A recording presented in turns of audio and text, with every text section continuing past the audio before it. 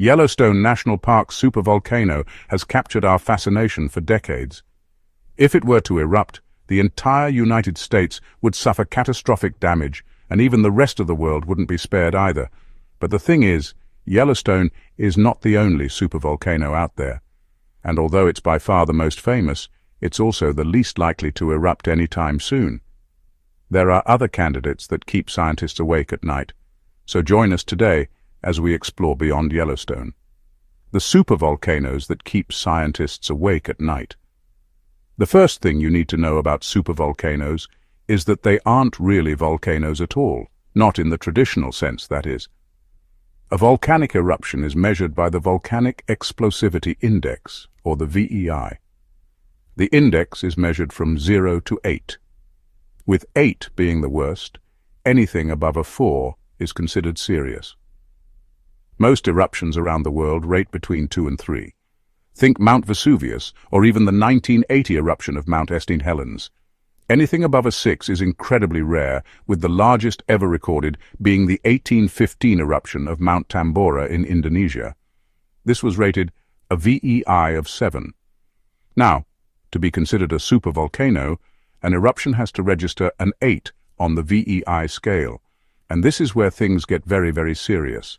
In fact, there have only been 3 official super-eruptions in the last 2 million years. The first was the Oruanui eruption in New Zealand, which occurred about 26.5 thousand years ago. Then there's the Taupo catastrophe in Indonesia, which happened about 74,000 years ago. Finally, there's the Yellowstone supervolcano in the United States, which had its most recent massive eruption about 640,000 years ago. These eruptions are so big that they affect not just local or national, but global climates for decades. Super-eruptions emit over 1,000 cubic kilometers of material during their lifetimes. To put into perspective, the Taupo eruption emitted 2,800 cubic kilometers of material. In comparison, the VEI 4 eruption of Mount Pinatubo in the Philippines only emitted 5 cubic kilometers of material, and that was enough to bury the whole of Metro Manila under ash. That brings us back to the Yellowstone supervolcano. As mentioned earlier, its most recent massive eruption occurred about 640,000 years ago. However, it did have a much more recent smaller eruption in the year 630. It then went into what scientists called a quiescent phase, meaning it would still emit steam but not molten lava. For some reason it stayed quiet until the beginning of the Holocene epoch, or basically up until now. In other words, the period of relative peace between eruptions is coming to an end. Geologists have detected unusual activity beneath Yellowstone, and many believe an eruption is imminent. Why is this? Well, if you take a look at the history of the Yellowstone supervolcano, you'll see that the time between its eruptions has been steadily decreasing. Its earliest known super-eruption occurred 2.1 million years ago. After that, there was a lull until 1.3 million years ago. After that, there was another lull until 500,000 years ago. Then the park erupted again. 400,000 years ago, it erupted again. 250,000 years ago, it erupted again. 640,000 years ago, and then again 630. You see a pattern here. The quiet periods are getting shorter and shorter, and according to some scientists, the next eruption may occur sooner than later. Others disagree. They say we have nothing to worry about for hundreds of thousands of years to come. The truth is, nobody knows. But we do know that when it does erupt again, the world will suffer immensely. Yellowstone National Park contains more than just one volcano. It actually contains a whole supervolcano caldera. A caldera is simply a large crater formed after an eruption. In the case of Yellowstone, it covers an area of about 43 by 28 miles. When it erupts, molten rock will spill over the edges of the caldera, affecting the surrounding areas of Wyoming, Idaho, and Montana. Hot molten rock will travel all the way to places like West Yellowstone, which are currently popular tourist destinations. And because of the size of the caldera, the lava will cover vast stretches of land in a very short amount of time.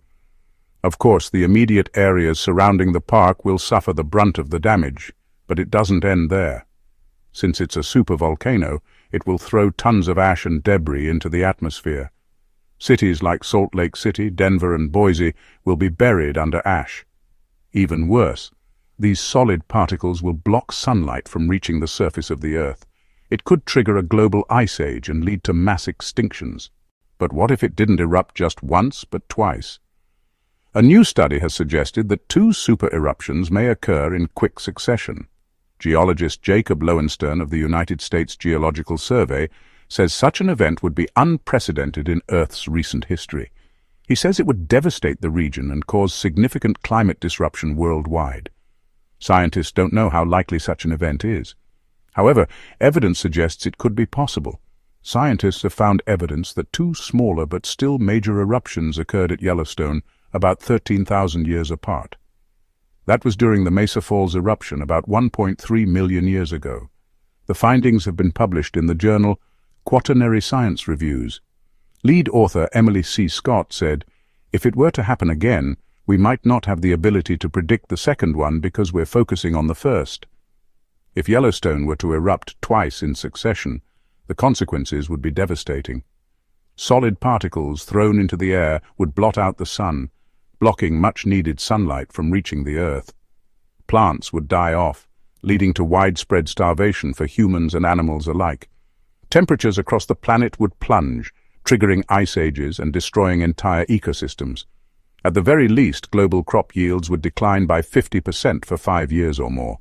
This would lead to mass starvation and social unrest.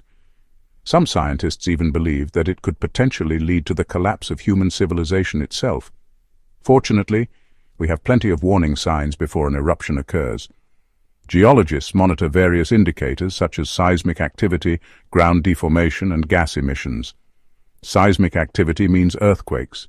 Scientists record even the tiniest tremors in the region. Ground deformation means changes in elevation or tilting. Because magma pushes upwards, scientists can often detect a bulge in the Earth long before an eruption occurs. Finally, gas emissions. Volcanoes emit different gases depending on the chemistry of the magma below. Any increase in emissions could indicate an upcoming eruption. You'd think that after everything we've discussed so far, you'd be safe if you managed to escape to higher ground. You know, run to the hills. Unfortunately, this is not the case. There is something called pyroclastic flow, which is essentially superheated gas and solid matter that flows down the side of a volcano during an eruption. Pyroclastic flow moves extremely quickly, often at speeds of up to 300 miles per hour. It's hot enough to melt rock and burn everything in its path. Even if you manage to escape the initial blast, you might not be able to escape the pyroclastic flow. Of course, there are plenty of other volcanoes out there, but if Yellowstone were to erupt, it would be so catastrophic that everything else pales in comparison. The Long Valley supervolcano in California is considered the second most dangerous in the world. This is because it's located close to Los Angeles, one of the most densely populated cities in the world. It's not as active as Yellowstone, and scientists don't expect it to erupt anytime soon. But if it did, millions of people would be in grave danger. The same goes for the Taupo supervolcano in New Zealand. It's the country's highest peak and one of the most active volcanoes in the world. It sits right between 2 major cities, Auckland and Wellington. It is highly unlikely to erupt anytime soon, but should it erupt, the entire country would be devastated. And then there's Campi Flegri in Italy. This is yet another supervolcano that could spell doom for humanity. Fortunately, it's quite inactive. The last time it erupted was in 1538. However, if it were to erupt today, the entire Naples metropolitan area would be destroyed. Scientists are closely monitoring the Manoon volcano in the Democratic Republic of the Congo. It hasn't erupted since 1902, but it has shown signs of increased activity in recent years. If it were to erupt, the city of Goma would be destroyed, and thousands upon thousands of lives would be lost. As you can see, there are plenty of supervolcanoes out there that could destroy the world. However, we are fortunate that none of them are located in remote areas. Should they erupt, billions of people would be affected. Scientists monitor these volcanoes closely, and if you live near one, you should definitely pay attention to evacuation orders. Do you know of any other supervolcanoes out there? Let us know in the comments section below. Don't forget to leave a thumbs up if you enjoyed the video.